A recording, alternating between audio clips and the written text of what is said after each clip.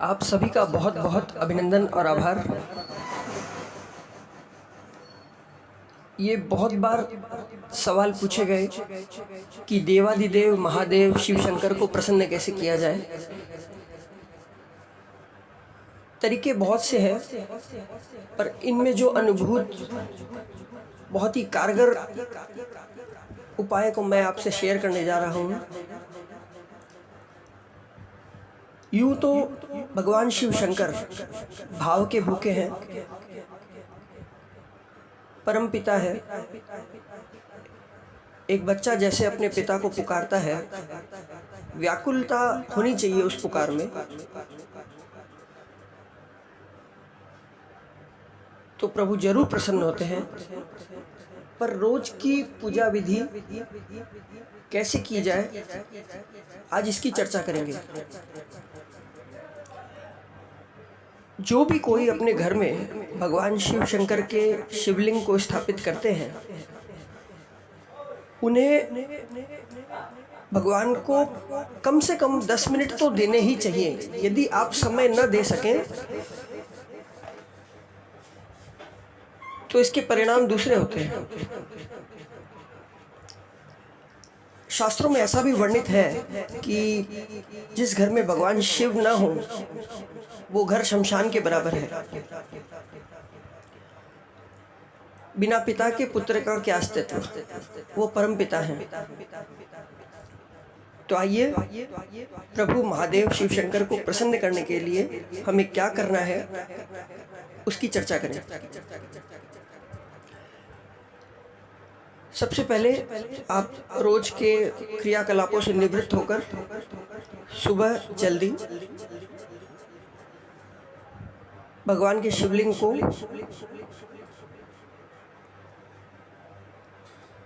गंगा जल मिश्रित जल को या शुद्ध पूर्ण गंगा जल को बाबा पे अर्पित करें। उसके बाद कुछ चीज़ें हैं जो बराबर आपको चढ़ानी है, पर बीच बीच में सबके बाद 2-2 बार जल और चढ़ाना है। जैसे पहले जल चढ़ाए, फिर दूध चढ़ाए, फिर वापस जल चढ़ाए 2 बार, फिर दही चढ़ाए, फिर 2 बार जल चढ़ाए, फिर शहद, फिर घी, पंचामृत, गुलाब जल, शक्कर, इत्र, तेल, गंगा जल। अब ये आवश्यक नहीं कि आप सब कुछ श्रृंखलाबद्ध चढ़ाएं या चढ़ा पाएँ, ये आपके पास नहीं हो तो आप कुछ भी नहीं चढ़ा सकते, ऐसा नहीं है। जो आपके लिए सुविधाजनक है, जो आप रोज कर सकते हैं, वो आप चढ़ाएं। एक दिन चढ़ाएं और फिर 5 दिन कुछ न चढ़ाएं, ये गलत होगा। जो आप रोज चढ़ा सकें वो अवश्य चढ़ाएं। जो भी करें वो पूरे भाव से करें, और हर एक चीज के बाद आपको 2 बार जल चढ़ाना है। हर एक वस्तु का इसमें अलग अलग प्रभाव और अलग अलग फल प्राप्त होता है। ये जो कामना पूर्ति के लिए पूजा करते हैं, ये उनके लिए है कि जिनको पैसे चाहिए वो घी लगाते हैं, घी चढ़ाते हैं। जिन्हें मित्रता चाहिए दोस्तों से समाज में, वो दही चढ़ाते हैं। जिन्हें आपस के संबंध में मिठास चाहिए, वो शहद चढ़ाते हैं। पंचामृत में 5 ही चीज होती हैं: जल, दूध, दही, घी, शहद। गुलाब जल चढ़ाएं शुद्ध, शक्कर जीवन में मिठास के लिए। इत्र जो है वो बाजार में जो 20-25 रुपए की शीशी आती है, वो असली नहीं है, केमिकल है, और वो स्किन को जलाती है। आप यदि कुछ दिन प्रयोग करें तो स्किन एकदम से जल जाती है। तो वो इत्र बाजार का बढ़िया वाला हो वही लें। ये 20-25 रुपए वाला जो इत्र आता है वो केवल केमिकल है। तेल, चमेली का तेल आप व्यवहार में लें, अच्छी सुगंध आती है। और गंगा जल शुद्ध हो वो लें। भगवान के इस तरह से जलाभिषेक और बाकी चीज़ों से अभिषेक करने के बाद एक अच्छे से कपड़े से, जो भगवान के लिए अलग से निकाल के रखें, उसी कपड़े से आप उन्हें पूछें। उसके बाद चंदन से त्रिपुंड करें। भगवान शिव शंकर का मस्तक, शिवलिंग का ऊपर का हिस्सा कभी खाली नहीं रहना चाहिए, तो वहाँ पर आप चंदन लगा दें। सामने की तरफ त्रिपुंड लगा दें छाती पर, और भगवान शिव पर कभी रोली नहीं चढ़ाई जाती। इसमें अपवाद ये है कि आप महाशिवरात्रि के दिन रोली चढ़ा सकते हैं, बाकी दिन नहीं चढ़ानी है, क्योंकि भगवान शिव शंकर वैरागी हैं, वैराग्य में ही उन्हें ध्यान में रहते हैं। तो आप अतः भगवान पर हमें कभी भी रोली नहीं चढ़ानी है। भगवान को बिल्व पत्र अर्पित करें, बेल का पत्ता, वो अति प्रिय है, लेकिन उसमें एक चीज़ का ध्यान रखें, बेलपत्ता कहीं से भी टूटा हुआ खंडित नहीं होना चाहिए। दूसरा, उसके अंदर वज्र नहीं होना चाहिए, मतलब उसकी जो डंठल है उसके नीचे गोल सा डंठल सा हो, वो नहीं होना चाहिए। और वाइट कलर का गोल सा चक्र होता है वो भी नहीं होना चाहिए, जो पत्ते पर होता है, तो वो भी नहीं होना चाहिए। तो पूरा चिकना बढ़िया बेलपत्र धोकर आप अर्पित करें। चिकना पोर्शन बाबा की तरफ रहेगा, बाबा को टच करेगा। खुरदड़ा पोर्शन ऊपर की तरफ, आकाश की तरफ रहेगा। इस तरह से बेलपत्र आप चढ़ाएं। भगवान को तुलसी नहीं चढ़ती, भूल कर भी तुलसी कभी भी अर्पित नहीं करें। और भगवान शिव पर चढ़ा हुआ जल कभी भी तुलसी के पौधे में न डालें, नहीं तो अनायास ही दरिद्रता का सामना करना पड़ता है। घर में केवल शिवलिंग न रखें, शिवलिंग के साथ पूरे शिवजी का परिवार की फ़ोटो अवश्य रखें, जिनमें माता पार्वती, भगवान कार्तिक, गणेश जी और उनका पूरा परिवार हो। संभव हो तो भगवान के लिए डमरू, त्रिशूल, नंदी अवश्य हो। त्रिशूल तांबे का हो तो सर्वोत्कृष्ट, चांदी हो तो चलेगा, पीतल हो तो भी चलेगा। नंदी की आप मूर्ति रखें, रोज़ उन पर भी वो सब चढ़ेगा जो भगवान शिव पे चढ़ता है। संभव हो तो जलधार की व्यवस्था करें, नहीं हो तो भगवान शिव को सूखा नहीं रखना है, भगवान शिवलिंग के नीचे जल की व्यवस्था रखें। कोई प्लेट में पानी भरकर उनमें शिवलिंग रख सकते हैं, यदि घर में आप मंदिर में रख रहे हैं तो। और यदि बड़े शिवलिंग हैं तो ज़मीन के ऊपर रहते हैं और ऊपर से फिर जल की धारा हमेशा प्रवाहित होती रहे। भगवान को धतूरा अति प्रिय है। आप उन्हें भोजन के रूप में खीर बहुत प्रिय है, सभी देवताओं को खीर बहुत प्रिय है। पेड़ा आप चढ़ा सकते हो। भगवान को कपूर की आरती करनी चाहिए। कपूर, भगवान खुद भी कपूर की तरह गोरे हैं। भगवान शिव का रंग गोरा है, जैसे कहा गया है, कर्पूर गौरम करुणावतारम संसार सारम भुजगेंद्रहारम सदा बसंतम हृदयारविंदे भवन भवानी सहितम नमामि। घी के दिए की भी आरती होती है। इसके बाद धूप भगवान को अति प्रिय है, धूप करें, अगरबत्ती ना करें। अगरबत्ती के अंदर बांस की डंठल होती है, बांस कभी भी नहीं जलाना चाहिए। बांस केवल मुर्दा जो शव होता है, केवल उस वक्त शव को जलाने के लिए बांस को जलाया जाता है। बाकी सनातन धर्म में बांस जलाना बिल्कुल भी अच्छे शगुन की निशानी नहीं है। घर में यह बिल्कुल भी कांटी वाली अगरबत्ती न जलाएं, धूप जलाएं, जिसे जो आटे की तरह होता है, जिसे आप बेल कर रोल करके उसकी अगरबत्ती बत्ती बना के फिर जलाएं। महादेव का पंचाक्षरी मंत्र जो है वो ओम नमः शिवाय है। और यदि किसी बीमारी की निवृत्ति के लिए यदि जाप करना हो तो महामृत्युंजय मंत्र है, जो ओम त्र्यंबकम यजामहे सुगंधिम पुष्टिवर्धनम उर्वारुकमिव बंधनान मृत्युर्मुक्षीयमामृतात्। ये मंत्र भी बहुत श्रेयस्कर है। ओम नमः शिवाय का पंचाक्षरी मंत्र होने के कारण 5 लाख बार यदि कम से कम जप किया जाए तो आपकी जो मैसेजेस हैं वो भगवान शिव तक आसानी से पहुंच पाते हैं, एक संपर्क स्थापित हो जाता है।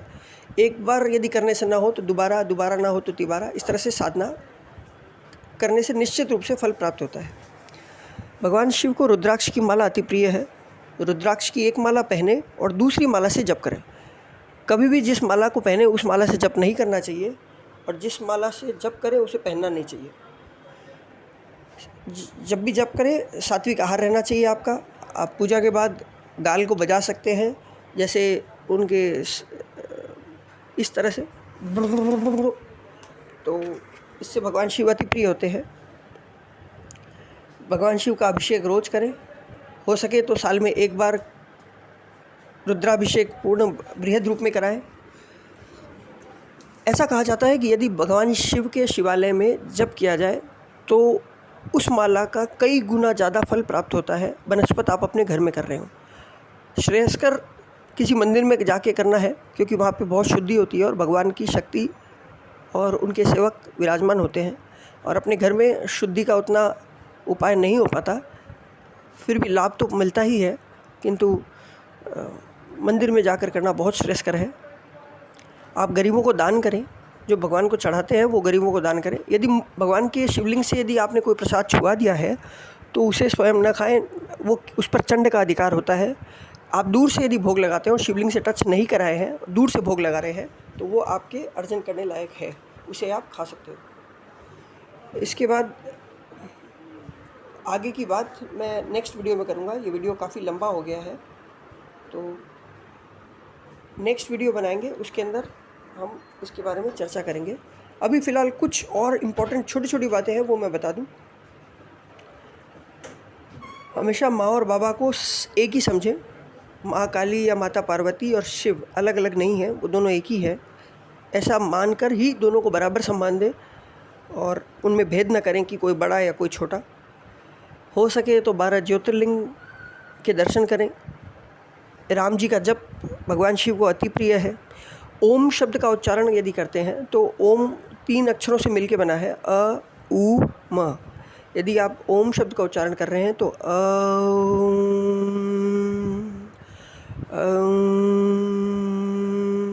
तीनों को बराबर टाइम दें, बराबर तीनों में उच्चारण करें। इस तरह से ओम उच्चारण होगा। और यदि आप ध्यान में उतर रहे हैं और भगवान शिव के ध्यान में दर्शन करना चाहते हैं तो दोनों भौहों के बीच अपने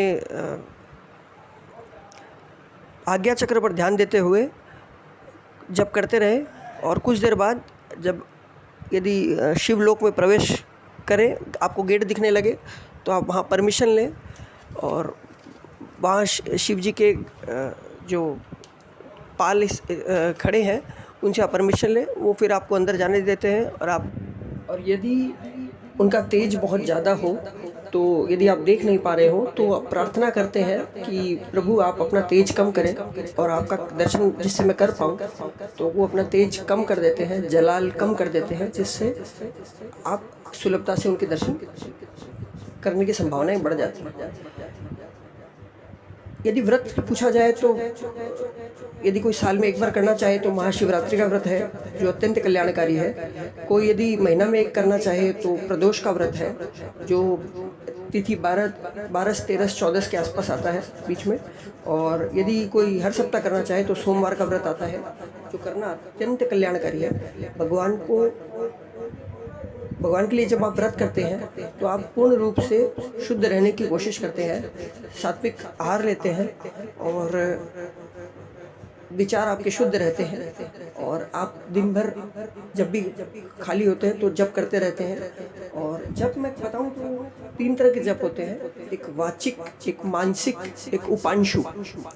तो सबसे श्रेष्ठ तो मानसिक जप को कहा गया है कि आपके होठ भी ना हिले, जीभ भी न हिले, अंदर अंदर जब चालू रहे, 24 घंटा चालू रहे, सोने से पहले भी और उठने के बाद भी वो चालू ही रहे, वो मानसिक जप है। वो सबसे श्रेयस्कर है, उसका फल कई ज़्यादा गुना है। और उपांशु जप ऐसा होता है कि जब आप जाप कर रहे हैं तो वो केवल आप बोले और आप ही सुन पाए। आपके मुंह से आपके कान की दूरी बहुत पास है, बस उतना दूर तक ही वो आवाज़ जाए, इतनी उसकी साउंड की वॉल्यूम, कोई दूसरा बैठा हुआ नहीं सुन सकता। वो उपांशु जप है। और वाचिक जप है, जो जोर से बोला जाता है और आसपास के लोग आराम से सुन पाते हैं, वो वाचिक जप है। तो भगवान शिव का मानसिक जप करना बहुत श्रेयस्कर है यदि दिन भर करना हो। और यदि आप केवल जितनी देर 1 घंटा आधा घंटा जब पूजा करते हैं उतनी देर जाप करते हैं, तो आप उपांशु या वाचिक भी कर सकते हैं, वो आपकी अपनी सुविधा के हिसाब से। बाकी प्रभु भाव चाहते हैं, सच्चाई चाहते हैं। और जब हम तड़प के अपनी परिस्थितियों से परेशान होके या प्रभु मिलन की व्याकुलता को सामने रखते हुए जब पुकारते हैं, तो प्रभु अवश्य ही कृपा